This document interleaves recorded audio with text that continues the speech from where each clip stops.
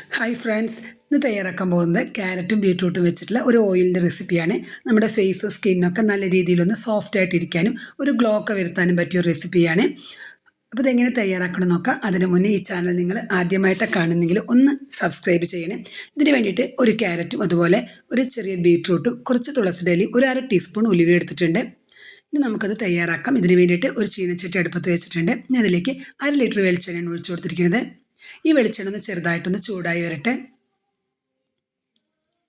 ഇതൊന്ന് ചെറുതായി ചൂടായി വരുമ്പോൾ അതിലേക്ക് നമ്മൾ നേരത്തെ ഗ്രേറ്റ് ചെയ്ത് വെച്ചിരിക്കുന്ന ക്യാരറ്റും ബീട്രൂട്ടും ഒന്ന് ഇട്ട് കൊടുക്കാം.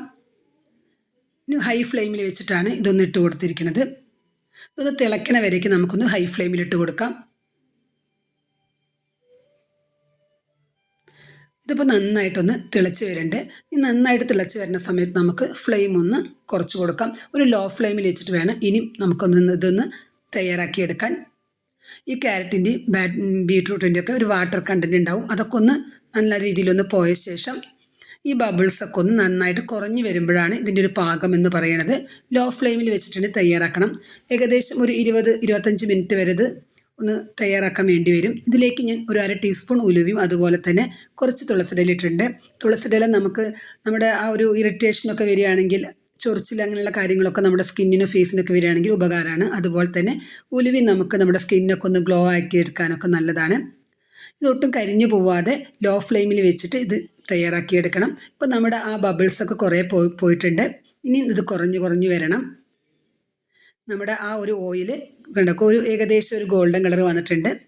ഇപ്പോൾ നമ്മുടെ ബബിൾസൊക്കെ നന്നായിട്ട് പോയിട്ടുണ്ട്. ആ ഓയിൽ വാട്ടർ കണ്ടൻറ്റൊക്കെ നന്നായിട്ട് പോയിരിക്കണം. ഇപ്പോൾ നമ്മുടെ എണ്ണയൊക്കെ നല്ലൊരു ഗോൾഡൻ കളറായി വന്നിട്ടുണ്ട്. ഈ ഒരു സ്റ്റേജ് എത്തുമ്പോൾ നമുക്കിതിലേക്ക് ഒരു സ്പൂൺ നെയ്യും കൂടി ഒഴിച്ചു കൊടുക്കണം. നെയ്യും നമ്മുടെ സ്കിന്നൊക്കെ സോഫ്റ്റ് ആക്കാൻ നല്ലതാണ്. ഈ ഒരു പാകമാകുമ്പോൾ നമുക്ക് ഫ്ലെയിം ഒന്ന് ഓഫ് ചെയ്ത് കൊടുക്കാം. ഇപ്പോൾ നമ്മുടെ എണ്ണ തയ്യാറായി നല്ലൊരു ഗോൾഡൻ കളറാണ് നമുക്ക് കിട്ടിയിരിക്കുന്നത്. ഇത് ചൂടോട് കൂടി തന്നെ നമുക്ക് വേറൊരു പാത്രത്തിലേക്ക് ഒഴിച്ചു കൊടുക്കണം, അല്ലെങ്കിൽ ഇത് എണ്ണ കുടിക്കും. അതുകൊണ്ട് ഇത് ചൂടോട് കൂടി തന്നെ ഒന്ന് സൂക്ഷിച്ചിട്ട് ഇതൊന്ന് ഒഴിച്ചു കൊടുക്കണം. ഇനി ഇത് ചൂടാറിയ ശേഷം ഒരു ഗ്ലാസ് ബോട്ടിലേക്ക് ഒന്ന് ഒഴിച്ചു കൊടുക്കാം. ഇങ്ങനെ നമ്മൾ ഒരു ഡ്രൈ ആയിട്ടുള്ളൊരു ഗ്ലാസ് ബോട്ടിൽ ഇത് ഒഴിച്ച് കൊടുത്തു കഴിഞ്ഞാൽ നമുക്ക് ഒരുപാട് കാലം കേടുകൂടാതെ സൂക്ഷിക്കാൻ പറ്റും. അപ്പോൾ ഇതുവരെ ഇത് ട്രൈ ചെയ്ത് നോക്കാത്തവരുണ്ടെങ്കിൽ ഒന്ന് ട്രൈ ചെയ്ത് നോക്കൂ. വീഡിയോ ഇഷ്ടമായിട്ടുണ്ടെങ്കിൽ ഒന്ന് ലൈക്കും സബ്സ്ക്രൈബും ചെയ്യണേ.